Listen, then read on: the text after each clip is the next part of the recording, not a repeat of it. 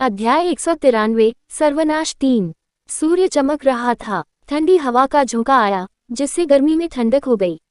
जब flowing water villa में सगाई समारोह से ठंडी हवा चली तो ये हड्डी भेदी ठंड थी।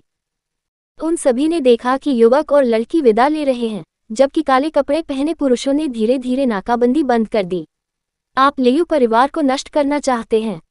लियू जिंगशान ने अपनी लंबी तलवार को भयानक रूप से कसकर पकड़ लिया और अपनी निगाहें काले प्रभावशाली बूढ़े आदमी और पागल जी पर घुमाई। चमत्कार डॉक्टर वांग ने मेरे बेटे को ठीक कर दिया। आप इसके लिए केवल अपने पोते को दोष दे सकते हैं। पागल जी ने अपनी लंबी कृपाण धीरे धीरे खींची क्योंकि उनके शरीर ने एक विशाल मारक आभा बिखेरी। हे अप्रत्याशित! रिवरटाउन का एक चमत्कारी डॉक्टर 2 जनजात विशेषज्ञों को बुला सकता है। क्या आश्चर्य है! लियू जिंगशान ने अप्रिय हंसी निकाली। जाहिर तौर पर उन्होंने गलत समझा कि ड्रैगन संप्रदाय के लोग भी वांग जियान के पक्ष में थे। उसने सभी लोगों पर अपनी दृष्टि डाली। लियू परिवार को नष्ट करना, मुझे डर है कि यह इतना आसान नहीं है। हे, मैं तुम्हारे पूरे परिवार को तुरंत मिटा दूंगा। मो किंगलोंग ने लियू जिंगशान को तिरस्कारपूर्ण दृष्टि से देखा। जैसे ही उसने बात की, उसने मारा, दौड़ना, यहाँ से चले जाओ, यहाँ से चले जाओ। लैंड फैमिली और बाकी मेहमान डर के मारे सभी दिशाओं में भाग गए जब उन्होंने देखा कि स्थिति कैसे विकसित हुई। जनजात विशेषज्ञों की लड़ाई में वे भाग नहीं ले सकते थे। यदि वे शामिल होते तो वे या तो गंभीर रूप से घायल हो जाते या मर जाते। जब तुम्हारे साथ ऐसी गंभीर बातें हुईं तो तुमने मुझे क्यों नहीं बताया? वांग शियान और लैन क्विंग्यू एक कमरे में चले गए और उनके पीछे विनाशकारी चीखों को अनसुना कर दिया। मैं क्यों? लैन किंग्यू ने अपने कंधे के ऊपर देखा और एक प्रश्न का उत्तर दिया। वांग शियान के चेहरे पर एक कड़वी मुस्कान आ गई। ऐसा लग रहा था कि लैन किंग्यू अभी भी गुवान शुकी की अपनी पसंद को लेकर परेशान थे।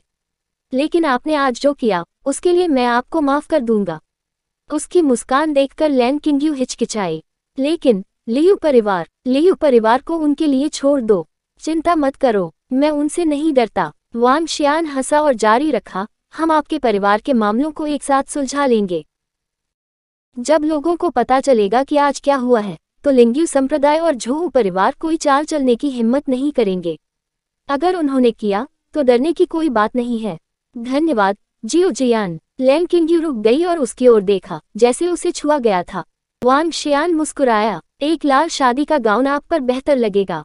अगली बार लाल पहनो। उसकी टिप्पणी सुनकर लैन किंग्यू थोड़ा शर्मा गई। उसने उसे धीरे से गले लगाने के लिए अपने हाथ बढ़ाए। वांग शियान ने उसे कसकर गले लगाते हुए एक रोमांचित अभिव्यक्ति प्रकट की। वो उसके कान में फुसफुसाया, तुम पिछले कुछ दिनों से थक गई होगी। हम कुछ दिनों के लिए खुद का आनंद क्यों नहीं लेते? मैं तुम्हें समुद्र से बाहर ले जाऊंगा। निश्चित रूप से मैं अपने माता पिता को ये बताने के लिए फोन करूंगा कि मैं अगले कुछ दिनों के लिए छुट्टी ले रहा हूँ। लैन किंग्यू ने अपने गले से संघर्ष किया और खुद को फैला लिया। फिर वह मुस्कुराते चेहरे के साथ बगल के कमरे में भागी और अपने माता पिता को फोन करने के लिए अपना फोन निकाला। हेलो किंग्यू, आप ठीक हैं न? लैंग किंग्यू के पिता ने अपना फोन पकड़ रखा था और उन्होंने लियू जिंगशान को हवा में ताज़ा खून थूकते हुए देखा। उसने घबराहट के साथ यह पूछा, पिताजी, मैं जियो जियान के साथ कुछ दिनों के लिए बाहर जा रहा हूँ। पिछले कुछ दिन मेरे लिए काफ़ी थकाने वाले रहे हैं। मैं एक अच्छा आराम करना चाहता हूँ। लैन किंग्यू ने खुशी के मूड में बात की। जरूर, जाओ और मिरेकल डॉक्टर वांग के साथ मजे करो। आपको किसी बात की चिंता करने की जरूरत नहीं है। लैन किंग्यू के पिता जल्दी से सहमत हो गए। चूंकि उनकी बेटी को इतना काबिल बॉयफ्रेंड मिल गया था, वे लियू परिवार के साथ राजनीतिक विवाह को क्यों जारी रखना चाहेंगे? क्या अधिक है, वे अब लगभग मर चुके थे। जब तक उन्होंने मिरेकल डॉक्टर वांग के साथ दोस्ती की, लैन परिवार झोउ परिवार और लिंग्यू संप्रदाय से नहीं डरता था। इसके अलावा मिरेकल डॉक्टर वैंग स्पष्ट रूप से लियू परिवार की तुलना में बहुत आसान था। मैं कर रहा हूँ जियो जियान। चल दर, मैं कुछ दिन आराम करना चाहता हूँ। लैन क्विंग्यू ने अपने शादी के गाउन को बदल दिया और अपने पूरे चेहरे पर रोमांच के साथ वांग शियान के पास आई। वो ऐसी लग रही थी जैसे वह एक छोटी सी लापरवाह लड़की हो। चल दर, हम समुद्र के लिए निकल जाएंगे। कुछ दिनों पहले मैंने जो नौक खरीदी थी वह आज ही आई है, वांग शियान ने मुस्कुराते हुए कहा। जरूर, चलो समुद्र में चलते हैं। मैं तैरने, सर्फ करने और मछली पकड़ने जा रहा हूँ। लैन किंग्यू ने उत्साह के साथ कहा। हाँ चलो चलें। वांग शियान उसका हाथ पकड़कर बाहर चली गई। लैन क्विंग्यू अभी केवल 22 साल की थी और उसे पूरे समूह के लिए जिम्मेदार नहीं होना चाहिए। उसे उस विवाह को सहन नहीं करना चाहिए जिसे वह घृणा करती थी। उसे बिना किसी चिंता के स्कूल में सीखना और मस्ती करना चाहिए। वाह, क्या सुंदर विला और नौक है। वे विला के लिए एक कार ले गए जो समुद्र के ठीक बगल में बैठी थी। विला और नौक को देखते ही लैन क्विंग्यू जीवंत हो उठी। मैं घर से कुछ उठाऊंगा। जैसे ही वांग जियान ने बात की, वह विला में गया और स्विम सूट, रेड वाइन, चाय की पत्ती और कुछ सामान उठाया। क्विंग्यू, चलो समुद्र की ओर चलें। वांग शियान उसे नौक पर ले आया। क्या सुंदर नौक है। यह मेरे पिता द्वारा खरीदे गए से कहीं बेहतर है। लैन क्विंग्यू ने लग्जरी याट को देखा जो 30 मीटर से अधिक लंबी थी और एक उत्साही अभिव्यक्ति के साथ। नौक को 2 स्तरों में विभाजित किया गया था। भूतल में एक सोफा, किचन, डाइनिंग एरिया था और यह काफी जगहदार था। दूसरी मंजिल पर 4 कमरे थे। 30 मीटर लंबी नौक का फर्श क्षेत्रफल एक औसत घर से बड़ा था। जियो जियान, क्या आप एक नौक चला सकते हैं? लैन क्विंग्यू ने नौक के चारों ओर घूमते हुए पूछा। मुझे लगता है कि ड्राइविंग निर्देश होने चाहिए। मैं काफी चतुर हूँ, इसलिए कोई समस्या नहीं होनी चाहिए। नौक चलाने के लिए भी लाइसेंस की आवश्यकता होती है, लेकिन वांग शियान को विश्वास था कि वह इसे संभाल सकता है। हाँ, चलो इसे एक साथ करते हैं। लैन क्विंग्यू ने बहुत रुचि के साथ वांग जियान का पीछा किया। वांग जियान ने ऑपरेटिंग मैनुअल लिया। वह खिलखिलाते चेहरे के साथ बिल्कुल नई नौक की जांच कर रहा था। तेल टैंक भरा हुआ है, चलो अब चलते हैं। मुस्कुराते हुए चेहरे के साथ वांग शियान ने नौक का संचालन शुरू किया क्योंकि यह धीरे धीरे समुद्र की ओर रवाना हुई। सावधान रहो जियो जियान, आप इसे बिना लाइसेंस के पैंतरेबाजी कर रहे हैं। लैन क्विंग्यू ने मुस्कुराते हुए कहा। हाँ, चिंता मत करो, यह मुझ पर छोड़ दो। इससे पहले कि हम और बाहर जाएं, पहले कहीं उथला हो जाएं। हम अगले 2 से 3 दिनों तक इसका लुत्फ उठा सकते हैं। वांग शियान ने मुस्कुराते हुए कहा। जरूर। नौक समुद्र के पार चलती रही। पहले टाइमर के रूप में वांग शियान ने इसे बहुत तेज चलाने की हिम्मत नहीं की, लेकिन अनजाने में वह वास्तव में उन्हें ड्रैगन संप्रदाय के द्वीप के पास कहीं ले गया। उसने हिचकिचाहट की और नौक को रोक दिया। चलो रुकते हैं और इस जगह की जांच करते हैं। ठीक है, मुझे कुछ मछलियां पकड़नी हैं।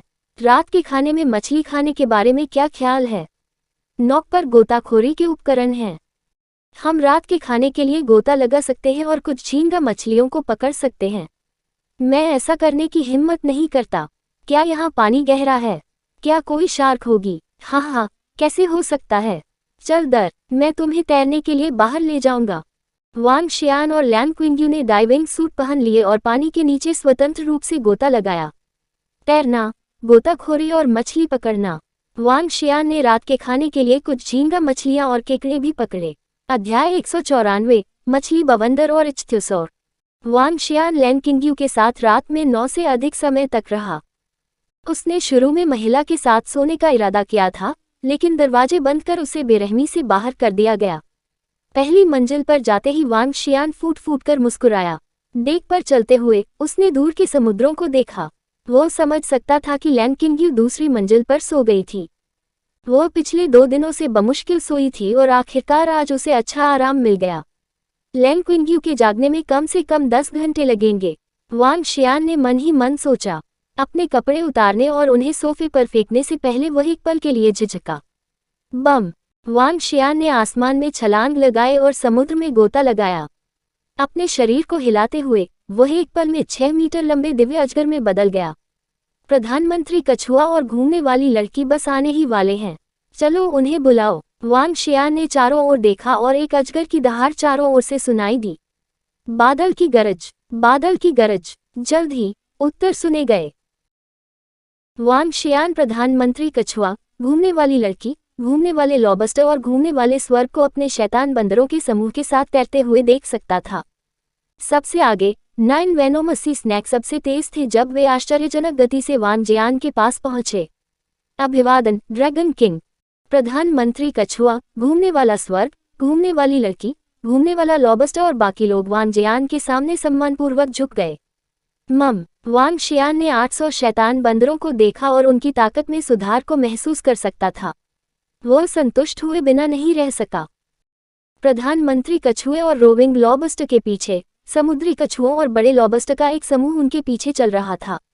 ये समुद्री कछुए और झींगा मछली बेहद जीवंत नजर आ रहे थे। इन झींगा मछलियों का आकार लगभग 1 मीटर था और इनके 2 विशाल पंजे बेहद विनाशकारी दिखते थे। ये सभी प्रधानमंत्री कछुआ और रोविंग लॉबस्टर के अधीनस्थ थे। चलो रात का उपयोग आगे के समुद्री क्षेत्रों में गहराई तक जाने के लिए करते हैं ताकि समतल करने के लिए आवश्यक संसाधनों की तलाश की जा सके। वांग शियान ने मन ही मन सोचा। वांग शियान ने कुछ ही दूरी पर नॉक को देखा। प्रधानमंत्री कछुए को आदेश देने से पहले वह एक पल के लिए हिचकिचाया। नॉक को साथ खींचे। हाँ, ड्रैगन किंग। प्रधानमंत्री कछुए ने अपना सिर हिलाया और नॉक के नीचे तैर गया। हालांकि 30 मीटर लंबी नॉक भारी थी, प्रधानमंत्री कछुआ इसे पानी की सतह पर आसानी से खींचने में सक्षम था। वांग जियान लैंग किंग्यू के बारे में थोड़ा चिंतित था। वह चुपचाप दूसरी मंजिल पर गया और उसके शरीर को शांत करने और उसे गहरी नींद में प्रवेश कराने के लिए ड्रैगन ऊर्जा का इस्तेमाल किया। अगर बड़ी गड़बड़ी नहीं होती तो वह 10 घंटे बाद ही उठती। चलो गहरे समुद्र क्षेत्र की ओर चलें। वांग शियान ने एक बार फिर समुद्र में डुबकी लगाई और अपना आदेश दिया। वांग शियान ने पूरे बोहाई सागर की खोज की थी। इस बिंदु तक विशाल स्तर 12 डेविल फ्लावर्स के अलावा जो समाप्त नहीं हुए थे, अन्य क्षेत्रों को कंघी किया गया था। बोहाई सागर बड़ा नहीं था। अपनी गति के कारण उन्हें पीले सागर तक पहुंचने में केवल 3 घंटे लगे। वांग शियान ने अपने सामने पानी के नीचे की दुनिया में अचानक और भारी बदलाव देखा। पीला सागर की गहराई औसतन लगभग 40 मीटर गहरी थी। गहरा क्षेत्र 80 मीटर से अधिक की गहराई तक पहुंच सकता है। पूरा पीला सागर बहुत चौड़ा था और बोहाई सागर से कई गुना बड़ा था। इस समय जिस क्षेत्र में वांग शियान था वह लगभग 50 मीटर गहरा था। वह पहली बार इतने गहरे समुद्र क्षेत्र में आया था। पानी के नीचे रात में घोर अंधेरा था। समुद्री घास आम थी और मछली की किस्म बोहाई सागर से बहुत अधिक थी। ये जगह बहुत अधिक आरामदायक है। मुझे हमेशा लगता है कि मैं बोहाई सागर में मुश्किल से चल पाता हूँ। वांग शियान ने अपने शरीर को 50 मीटर गहरे समुद्र में लहराया क्योंकि वह आज़ादी से इधर उधर तैर रहा था। आगे शार्क का एक स्कूल है। वांग जियान ने अपनी आंखें टेढ़ी कर लीं और 1000 मीटर दूर 20 विषम शार्क पर ध्यान केंद्रित किया। ये शार्क सभी 4 से 5 मीटर लंबी थीं और समुद्र में दबंगई से तैरते हुए एक हिंसक आभा बिखेरती थीं। वांग शियान ने एक फीकी मुस्कान दिखाई। वह आगे बढ़ा और सीधे शार्क के स्कूल की ओर तैर गया। बड़ी सफेद शार्क, स्तर 5, निकालने योग्य ड्रैगन ऊर्जा 534। ये 20 शार्क से ड्रैगन ऊर्जा के 10,000 से अधिक बिंदु हैं। हाँ, ये कुछ ऐसा है जो बोहाई सागर से मेल नहीं खा सकता है। वांग शियान रोमांचित था। गहरे पानी में समुद्री राक्षस केवल एक मिथक नहीं थे। पूरे पीले सागर में संसाधन बोहाई सागर की तुलना में कम से कम 1 दर्जन या कुछ दर्जन गुना अधिक थे। जब मेरे माथत और मैं मजबूत हो जाएंगे तो मैं एक साहसिक कार्य के लिए असली समुद्र में जाऊंगा। मुझे आश्चर्य है कि क्या 10,000 फीट पानी के नीचे की गहराई में भयानक जीव होंगे। क्या अन्य जातियां समुद्रों के घोर काले अंधेरे में रहती हैं? क्या प्राचीन समुद्री जानवर अभी भी समुद्र के तल में जीवित हैं? वांग शियान इन विचारों से उत्साहित हो रही थी। समुद्री क्षेत्र काफी हद तक मनुष्यों द्वारा बेरोजगार थे।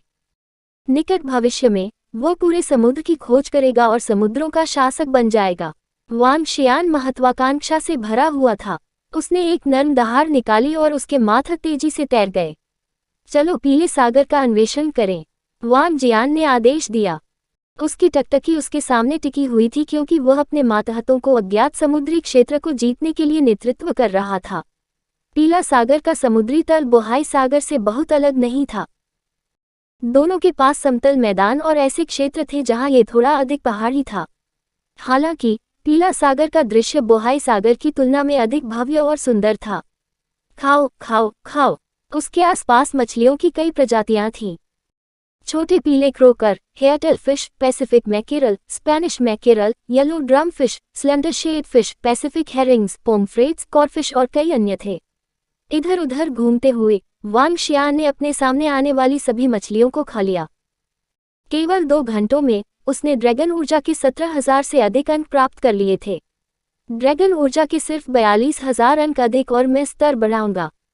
चलो रात के अंत तक मेरा स्तर बढ़ाने की कोशिश करते हैं। वांग शियान ने अपने बारे में सोचा और अपना ध्यान आगे बढ़ाया। उसके सामने का क्षेत्र आसपास के समुद्रों के अंधेरे से अलग था। ये समुद्री जानवरों से भरा हुआ था जो चमक रहे थे। चमकते समुद्री जानवर समुद्र के तल को रोशन करते हैं। अपने शरीर को हिलाते हुए वांग शियान उसकी ओर बढ़ा। जब वह रोशनी वाले इलाके के पास पहुंचा तो जो देखा उससे वह दंग रह गया। मछली बवंडर। यह एक विशाल मछली बवंडर है। यहाँ कम से कम कुछ लाख से लेकर कुछ लाख मछलियाँ इकट्ठी थीं और पानी के नीचे बवंडर की तरह हलकों में तैर रही थीं। वांग शियान ने अपनी आंखें टेढ़ी कर लीं और इस मछली बवंडर को घूर कर देखा। अगर मैं यहाँ की सारी मछलियाँ खा लूँ तो मुझे ड्रैगन एनर्जी के कम से कम कुछ लाख पॉइंट्स हासिल हो जाएंगे। वांग जियान की आंखें चमक उठीं और उन्होंने तुरंत आदेश दिया, मछली के पूरे स्कूल को घेर लो। पूरा मछली बवंडर 1000 मीटर से अधिक फैला हुआ है। वांग शियान अपनी ड्रैगन शक्ति के साथ पूरे स्कूल पर हावी होने में सक्षम नहीं था। इसके अलावा उन्होंने देखा कि मछली बवंडर के बीच में मछली की कई अनोखी प्रजातियां थीं। उनका आकार भयानक था और उनमें से प्रत्येक कम से कम 7 से 8 मीटर का था। उनके नुकीले मुंह वाले चपटे सिर भी थे।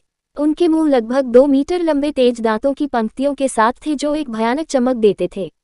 वह मछली क्या है? वांग शियान संदेह से भर गया।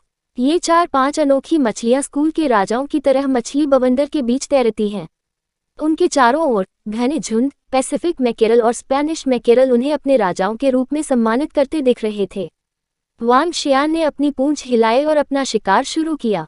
येलो सी को जीतने की दिशा में यह उनकी पहली लड़ाई होगी।